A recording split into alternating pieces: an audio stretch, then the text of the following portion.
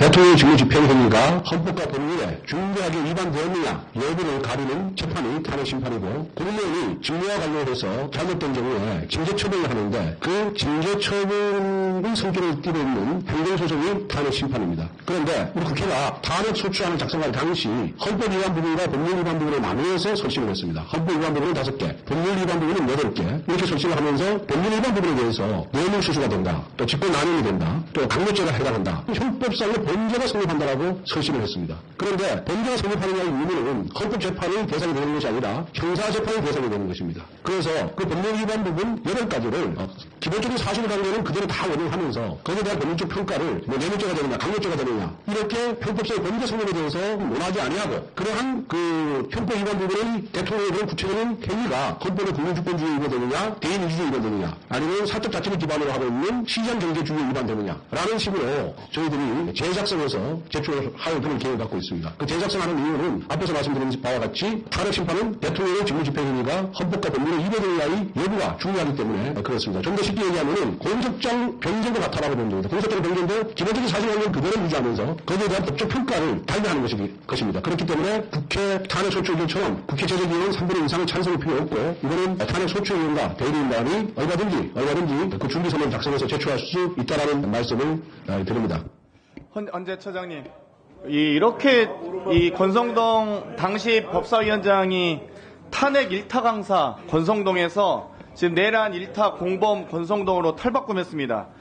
범죄 성립하느냐 유무는 헌법재판이 아니라 형사재판이 하는 거 맞습니까? 헌재 처장님. 방금 권성동 당시 법사위원장께서 범죄 성립하느냐의 유무는 헌법재판이 아니라 형사재판에서 하는 거라고 하잖아요. 맞죠? 헌재도 같은 입장이시죠? 범죄 성립 여부는 그 법원에서 판단을 합니다. 그렇죠. 박근혜 탄핵 당시 의결한 탄핵소추 의결서에 있는 뇌물죄 등 범죄 성립 여부가 있었고, 헌법재판 과정에서 수정한 선례도 있죠. 그게 제 기억으로는 준비 서면을 통해서. 그렇죠. 처장님 그때 헌재 근무하셨었잖아요. 계속 쭉 근무해 오셨고. 예.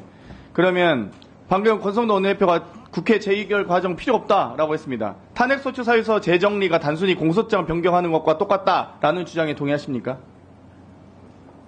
다시 한번. 탄핵소추 사유서 재정리가 단순히 공소장 변경하는 것과 똑같다라는 권성동 당시 법사위원장 주장에 동의하시냐고요? 그렇게 해서 헌재가 재판을 하셨잖아요. 당시에는 그렇게 해서 진행이 된 건 맞습니다. 그러면 탄핵소추 사유서는 대리인단이 얼마든지 준비 서면을 작성해서 제출할 수 있다라고 주장한 권성동 법사위원장 주장에 대해서 동의하십니까?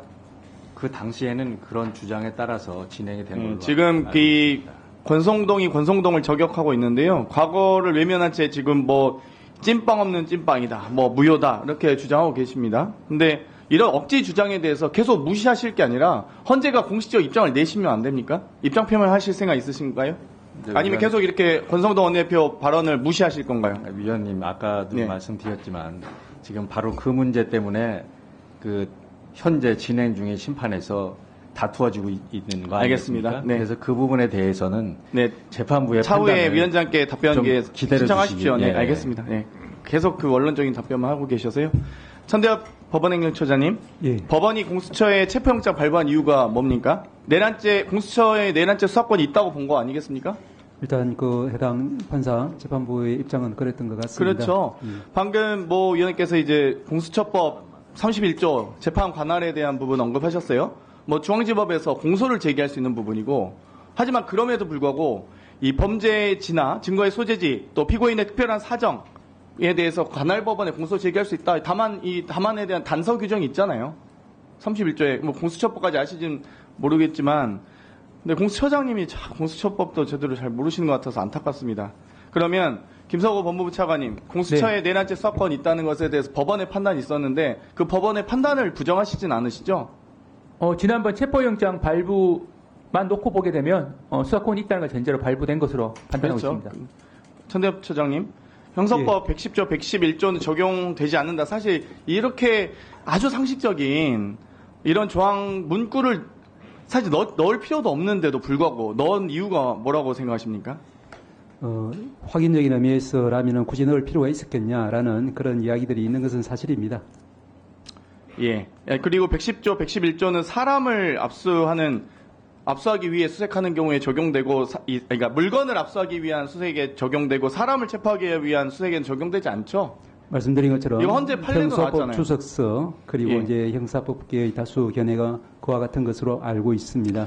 지금 권성도 원내대표가 사법 독재라는 표현을 사용했거든요. 여기에 대해서는 사법부 입장 표명하실 생각 있습니까? 사법부 지금 독재하고 계십니까? 그 견해에는 동의하지 않습니다. 그러니까 이거 엄중히 경고해야 됩니까? 아니면 무시해야 됩니까? 무시하실 건가요? 제가 경위를 잘 모르기 때문에 예, 답하기 힘들 것 알겠습니다. 같습니다. 사법 독재랍니다.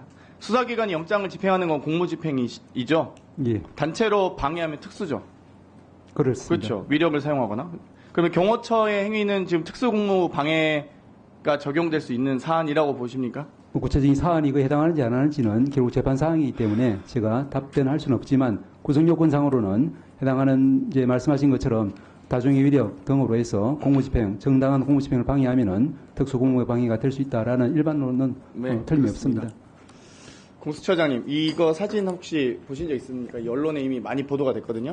1월 5일 아침 한강직역 앞, 이 많은 시민들이 이 추위와 눈보라 속에서도 이렇게 앉아 있습니다. 네, 뭐 가슴이 먹먹해지지 않으세요? 그러한 사정은 저도 언론을 통해서 많이 봤습니다. 내가 공수처보다 여기 더 오래 있었다. 겨우 몇 시간에 또 포기한 이런 시민들의 간절한 염원이 있습니다. 그리고 경찰에 협조하실 때도 공조본 형태로 하는 게 아니라 행정절차법 제8조 행정응원이라고 있지 않습니까? 아니 대검도 경찰청에 어떤 수사협조를 요청할 때 대검 차장이 경찰청 차장 만난다는 거예요. 공수처는 뭐가 그렇게 뻣뻣하게 뭐 당연합니까? 행정응원 요청할 때 조금 더 사람이 정성을 가지고 하시면 안 됩니까? 이렇게 정성을 가지고 추위에 떠는 사람들도 있는데요. 잘하겠습니다. 아니 이거 행정절차법 있잖아요. 아시잖아요. 저도 아는데 법조인이 아닌 저도 아는데 참 안타깝습니다. 협조를 많이 하셨다고 하는데 저도 이거 바로 체포하십시오. 두세 명만 연행하셨어도 경호처 직원들 두세 명만 연행했어도 바로 무너졌을 겁니다. 잘하겠습니다. 3차까지 진입한 게 중요한 게 아니라 1차에서 바로 두세 명 연행하셨어야죠. 3차까지 안 들어갔어도 됩니다. 1차에서 연행하셔서 2차, 3차 체포하러 갈 때 또 있으면 또 연행하겠다. 엄중하게 권고하세요. 왜 법치를 공수처장이 무너뜨립니까? 그러한 각오로 제2차 집행에 대한 마지막이라는 생각으로 저희들 준비하겠습니다. 꼭 연행하십시오. 경호처 직원들 다.